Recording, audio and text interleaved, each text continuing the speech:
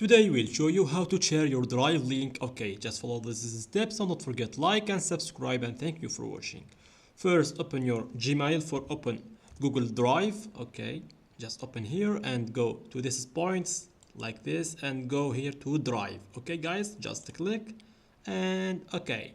Now we need to choose one from each other. Okay, like this. Okay, I choose this is a picture. Okay, just click in here 2 points, 3 points, click and go here to share, and you can share this first with your other mails or something like that, or you can just like this copy link and share it what you want. Okay, like this guys, just for test like this, and go here, and now we have this is for download.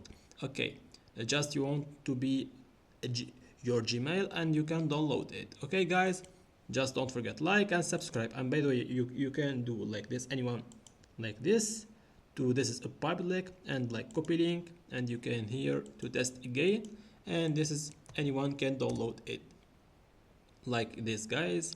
And so here it's anyone can download, this is a picture, did you see?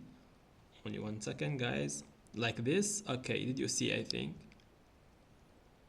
just only 1 second. Okay guys, did you see here? It's now we can now download it from here. And okay, don't forget like and subscribe, and thank you for watching.